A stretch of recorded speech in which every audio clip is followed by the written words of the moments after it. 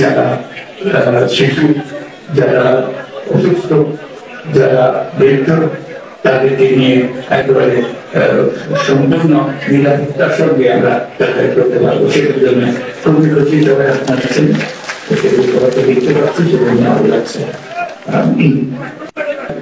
বন্ধ সবকিছু চলছে। এখানে আজকে নিজের বাড়িতে যাওয়ার সময় কোথায় মূলত ঝুঁকি অবস্থার মধ্যে আমাদের চলছে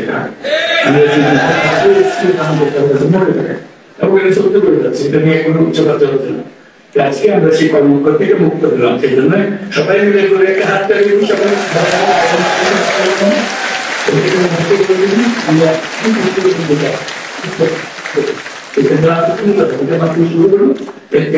আরো সুন্দর ব্যাপার হয় নিরাপত্তার সঙ্গে সত্যি যাওয়ার কথা শুনলে মানে যেন উপায় না দেবে যে কি বিপদের মধ্যে ঘুরতে যাচ্ছে এরকম যেন বাড়ানো। ঠিক আছে, এখন শুধু নিজেরা যাবো না, এখন বন্ধু বান্ধব দেশ থেকে যারা আসবে তাদের সবাইকে নিয়ে ওখানে যাবো। ঠিক আছে, এখানে আমাদের সব করার জন্য সবাই আসবে। আপনাদের সম্প্রদায়ের লোক সারা আমেরিকা ঘুরে যাচ্ছে, নিউ ইয়র্ক শহর তারা খুব ঘুরে রেখেছে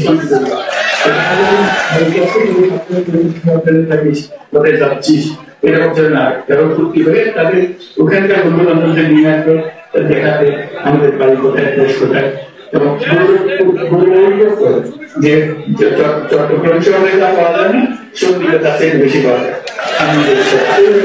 তাই আমাদের সেই সুযোগ আছে, আপনারা যে পরিমাণ রেমিটেন্স পাঠান সেই রেমিটেন্সের একটা ক্ষুদ্র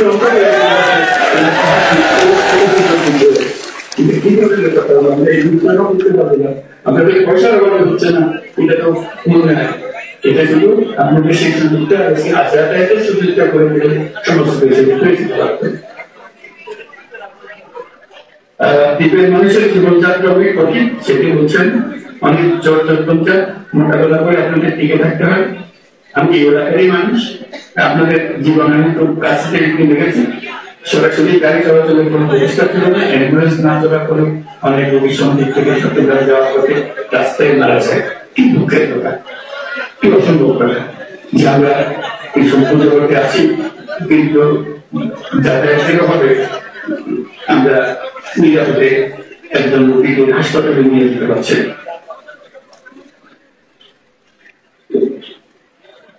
সন্দেহকে নৌবন্দর ঘোষণা, কবিরা মুক্ত করা, ঘাট উন্মুক্ত করা, ঢাকা কবিরা বাস চালু করা, ফেরিঘাট এলাকায় সংযোগ সড়ক নির্মাণ এবং নৌকা নিয়মিত ড্রেজিংয়ের নৌকাতে নিয়মিত ড্রেজিংয়ের উদ্যোগ নেওয়া হচ্ছে। এই ছোট ছোট উদ্যোগগুলো সন্দেহবাসীর দীর্ঘদিনের ভোগান্তি কমিয়ে আনবে, এটি আমরা আশা করব।